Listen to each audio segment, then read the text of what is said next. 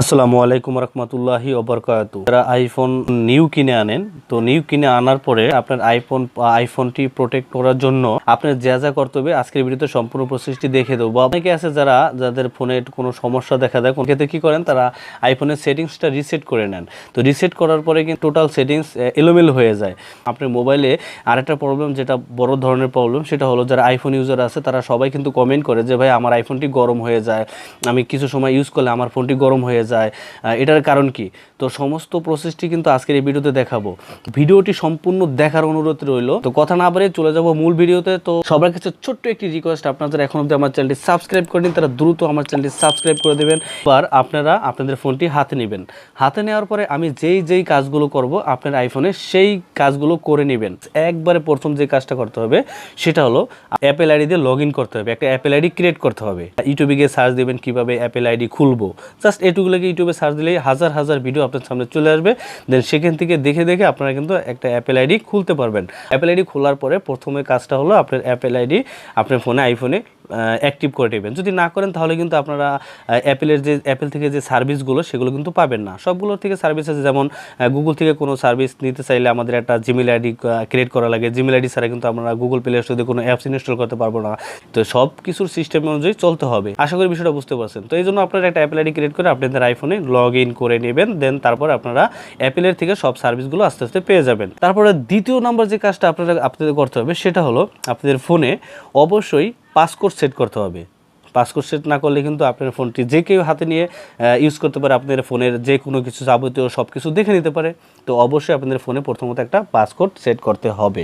তো পাসকোড কীভাবে সেট করবেন চলুন দেখিয়ে দিচ্ছি। প্রথমত আমরা এখান থেকে সেটিংসে চলে যাব। তারপর স্ক্রল করে আমরা নিচের দিকে আসব। এই যে এখানে একটা অপশন দেখতে পারবো, সেটা হলো টাচ আইডি অ্যান্ড পাসকোড। ঠিক আছে, আমরা এখানে একটা ক্লিক করব। এখানে ক্লিক করার পরে যে দেখুন iPhone unlock, iPhone and apps, এটা কিন্তু ফিঙ্গারের। তো আমি কিন্তু ফিঙ্গারটাও দেখিয়ে দেবো। প্রথমত আমি আপনাদের পাসকোড কীভাবে সেট করবেন সেটা দেখিয়ে দিচ্ছি। এই যে এখানে একটা অপশন আছে ট্রান পাসকোড 1, এখানে একটা ক্লিক করে দিতে হবে।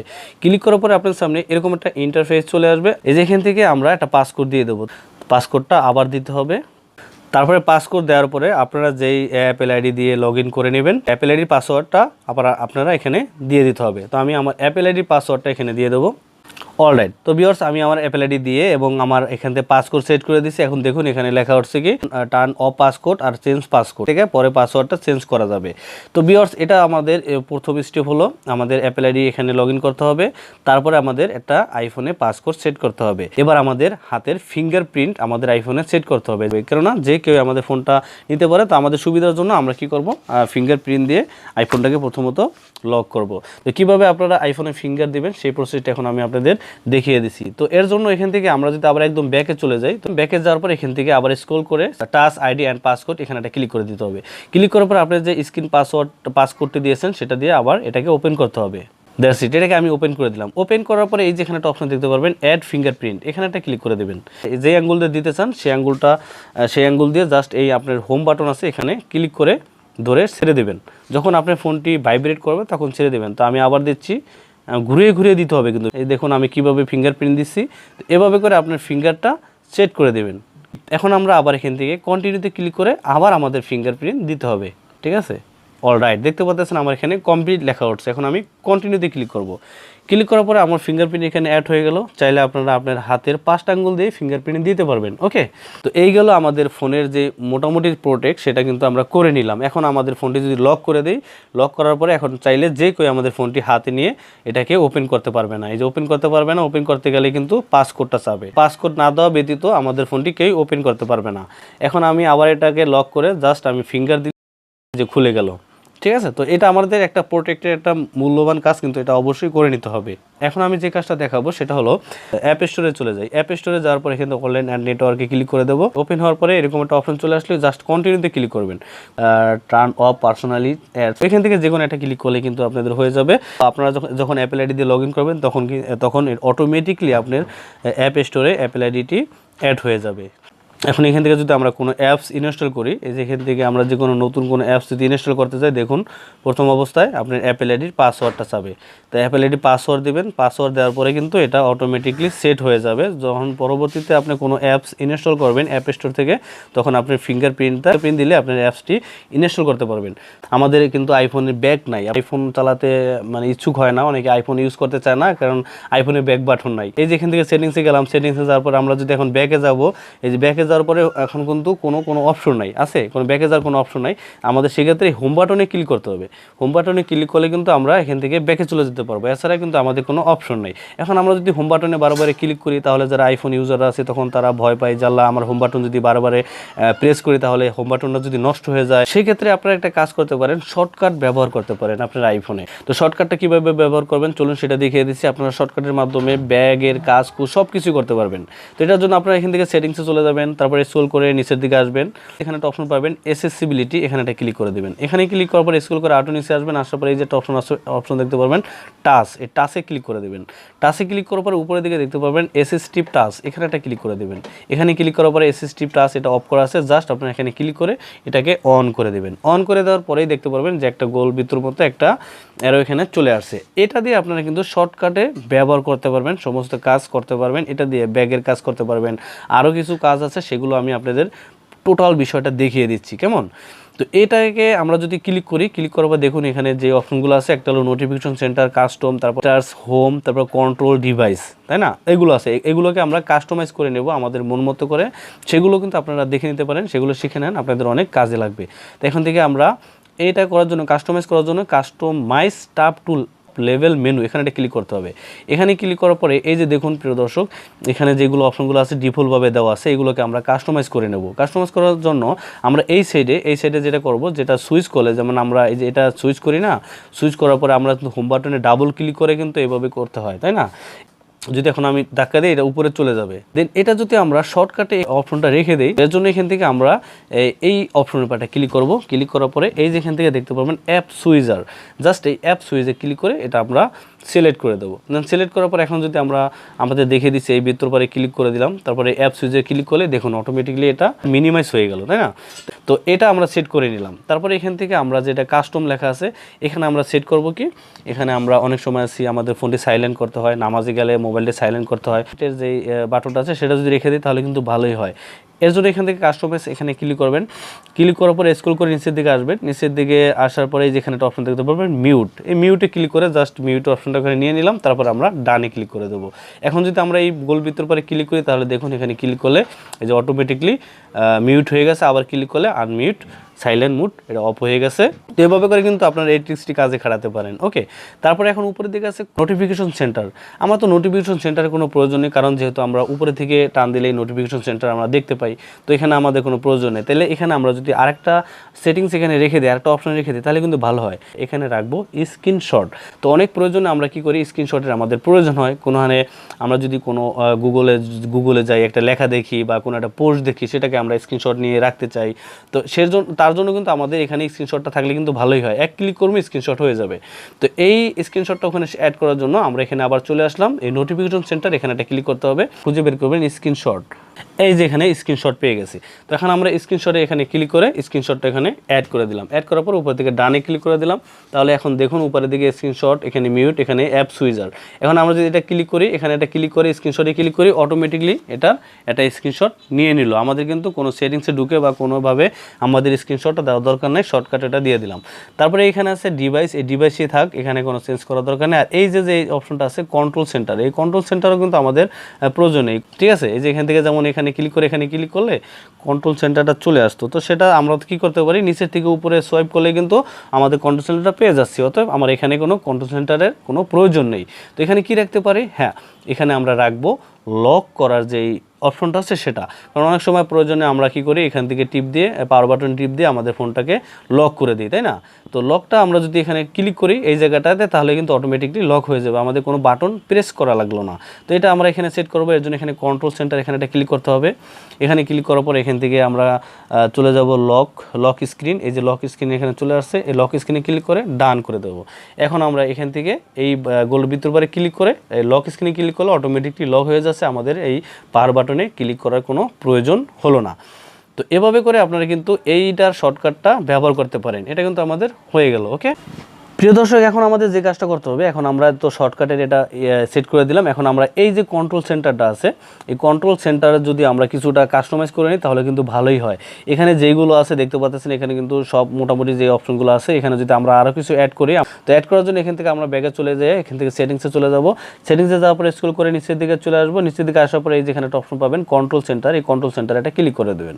কন্ট্রোল সেন্টারে ক্লিক করার পরে যে দেখুন এখানে অ্যাক্সেস উইথিন অ্যাপস এখানে আছে। তো এখন এখান থেকে আমার কয়টা আছে দেখুন, টস আছে, টাইমার আছে, ক্যালকুলেটর আছে, ক্যামেরা আছে, এনএফসি ট্যাগ, রেডার আছে। তো আমরা এখান থেকে এনএফসি ট্যাগ রেডার এটা কোনো দরকার নেই। এখান থেকে আমরা এই মাইনাসের পরে লাল বৃত্তর পরে ক্লিক করে জাস্ট এখান থেকে এটা রিমুভ করে দেবো। ঠিক আছে, তো ক্যামেরারও আমার এখানে কোনো দরকার নেই, ক্যামেরাটাও রিমুভ করে দিলাম। ক্যালকুলেটর দরকার আছে, টাইমার দরকার আছে। এখন এখান থেকে আমরা যেগুলো আছে দেখুন, এগুলো কিন্তু ডিফল্টভাবে উপরের দিকে যেগুলো আছে এগুলো থাকবে। এই যে ভলিউমের বাটন আছে, ব্রাইটনেসের বাটন আছে, এগুলো কিন্তু এখানে ডিফল্টভাবে এগুলো এখানে থাকবে, এগুলো কোনো চেঞ্জ করার দরকার নেই। এখন নিচের দিকে আমরা কিছু অ্যাড করব। অ্যাড করার জন্য এই যে নিচের দিকে দেখতে পারবেন আমাদের যেগুলো প্রয়োজনীয় জিনিস সেগুলো কিন্তু আমরা এখান থেকে অ্যাড করতে পারি।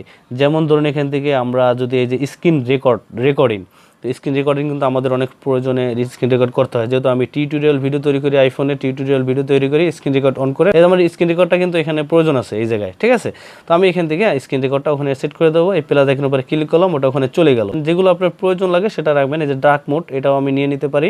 ঠিক আছে, ডার্ক মোডটা ওখানে সেট করে দিলাম, এগুলো এখানে সেট হয়ে গেল।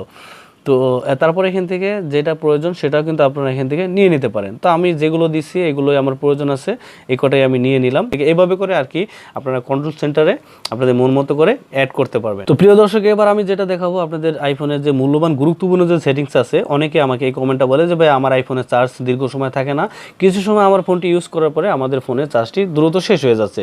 তো সেক্ষেত্রে আমরা কি করব? এটার একটা সলিউশন দেন।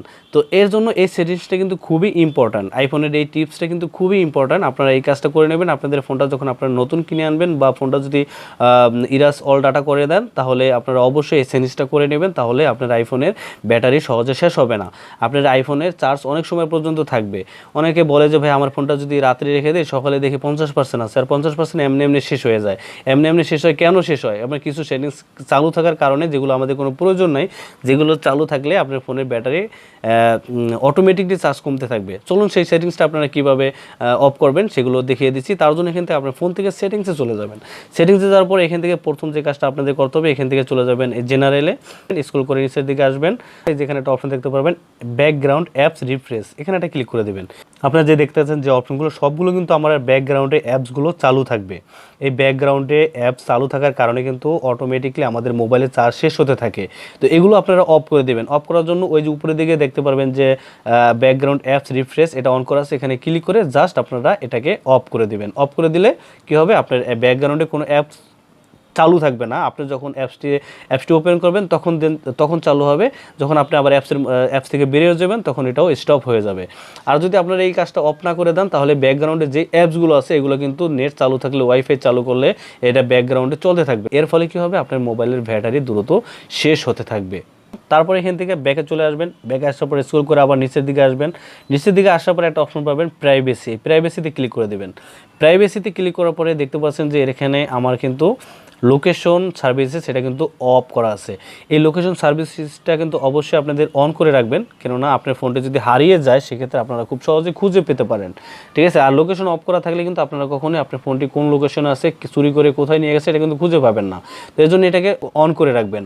ঠিক আছে, তো এই জন্য এই সার্ভিসটা অন করার পরে আপনার কিছু সেটিংস আছে সেগুলোকে আপনাদের আবার অফ করতে হবে, তা নাহলে ফোনটি অটোমেটিকলি গরম হতে থাকবে এবং মোবাইলের চার্জটি কমতে থাকবে। তো এই জন্য এই লোকেশনটা এখানে অন করে দিলাম। অন করার পরে এখন নিচের দিকে দেখতে পারবেন একটা অপশন সিস্টেম সার্ভিসেস, এখানে একটা ক্লিক করবেন।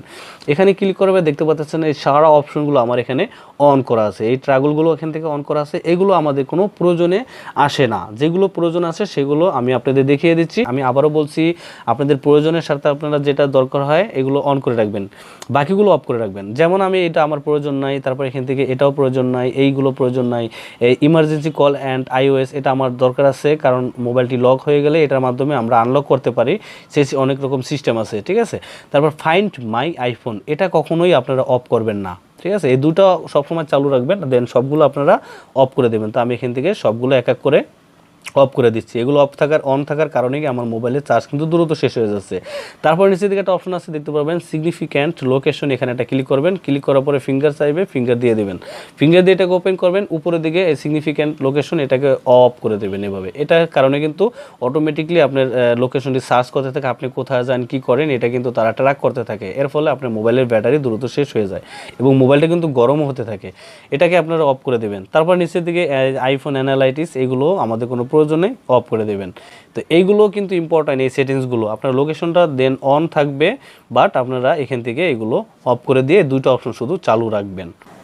তো প্রিয় দর্শক, এখন আমাদের যে কাজটা করতে হবে, আইফোনের ব্যাটারি আমাদের দীর্ঘ সময় ধরে রাখার জন্য আমাদের এখন যে সেটিংসটা করতে হবে, এর জন্য আবার সেটিংসে চলে যাবেন। এখানে আছে নোটিফিকেশন, এই নোটিফিকেশনে ক্লিক করবেন। এই অ্যাপসের নোটিফিকেশনগুলো আপনাদের অফ করে দিতে হবে। যেই অ্যাপসের নোটিফিকেশন আমাদের কোনো প্রয়োজন নেই, সেই অ্যাপসের নোটিফিকেশন আমাদের এখান থেকে অফ করে দিতে হবে। প্রিয় দর্শক, এবার আমি আইফোনের যেই টিপস অ্যান্ড ট্রিক্স দেখিয়ে দেবো, সেটাও কিন্তু খুবই ইম্পর্ট্যান্ট ব্যাটারি হেলথের জন্য। এখান থেকে যেই কন্ট্রোল সেন্টারটা আছে, এখান থেকে সোয়াইপ করে জাস্ট আমরা এখান থেকে ওয়াইফাই, তারপর এখান থেকে ব্লুটুথ, তারপর এখান থেকে ডাটা অফ করে দিলে বন্ধ হয়ে যাবে। এখন কথা হলো এই যেখান থেকে আমরা ওয়াইফাই এবং ব্লুটুথটা এখানে অফ করে দিছি, আসলে কি এই ব্লুটুথ এবং ওয়াইফাই কি অফ হয়ে গেছে? চলুন সেটা আমরা প্র্যাকটিক্যালি দেখে আসি। তার জন্য এখান থেকে আমরা ফোন থেকে সেটিংসে চলে যাই। সেটিংসে যাওয়ার পরে যে অনলাইন, এখানে একটা ক্লিক করি। দেখুন আমরা কিন্তু এখান থেকে এই অনলাইনটা অফ করে দিছি, বাট এখানে কিন্তু অনলাইন এখানে অন করা আছে। এর জন্য আমরা যখন ওয়াইফাই আমরা ইউজ করব না, তখন এখান থেকে অফ করার পরে আমরা এই জায়গাটা থেকে সেটিংসে এসে অফ করে দেবো। সেমভাবে ব্লুটুথে ক্লিক করলে ব্লুটুথও কিন্তু এখানে অন করা আছে, এখান থেকে ক্লিক করে আমরা ব্লুটুথও অফ করে দেবো। এই জন্য আমাদের প্রয়োজন শেষে আমাদের এগুলো অফ করে রাখতে হবে, যখন আবার প্রয়োজন হবে তখন আমরা আবার এগুলো অন করে নেব। এতে আপনাদের মোবাইল গরমও হবে না এবং ব্যাটারি চার্জও অনেক সময় থাকবে। তো প্রিয় দর্শক, এবার আমি আইফোনের সর্বশেষ যে টিপস অ্যান্ড ট্রিক্সটা শিখিয়ে দেবো, সেটাও কিন্তু খুবই ইম্পর্ট্যান্ট। সেটিংসটা কীভাবে অন করবেন চলুন দেখিয়ে দিচ্ছি। এর জন্য এখান থেকে সেটিংসে চলে যাবেন, ডিসপ্লে অ্যান্ড ব্রাইটনেস, এখানে একটা ক্লিক করবেন। এখানে ক্লিক করার পরে আমার এটা দেখতে পাচ্ছেন লাইট মোডে আছে। এখান থেকে আমাদের যে কাজটা করতে হবে, এটাকে ডার্ক মোড করতে হবে। এখানে ডার্ক মোডে ক্লিক করবেন, তাহলে কী হবে দেখুন আইফোনটি একদম ব্ল্যাক হয়ে গেল। তো ব্ল্যাক হয়ে যাওয়ার পরে এখন আমাদের চোখেরও কিন্তু ক্ষতি হচ্ছে না। হ্যাঁ, আমরা কিন্তু স্পষ্টভাবে সবগুলো দেখতে পাচ্ছি। আই হোপ আইফোনের এই সেটিংসগুলো আপনাদের কাছে কেমন লাগছে, আইফোনের এই টিপস অ্যান্ড ট্রিক্সগুলো আপনাদের কাছে কেমন লাগছে, অবশ্যই কমেন্ট বক্সে কমেন্ট করে জানাতে ভুলবেন না। আর ভিডিওটি দেখে যদি একটু উপকৃত হন তাহলে কিন্তু লাইক মাস্ট। তো আজকের মতো আমি এসএন শখ বিদ্যা নিচ্ছি, দেখা হচ্ছে পরবর্তী ভিডিওতে। সেই পর্যন্ত ভালো থাকবেন, সুস্থ থাকবেন। আল্লাহ হাফেজ। আসসালামু আলাইকুম রহমতুল্লাহি ওয়া বারাকাতুহু।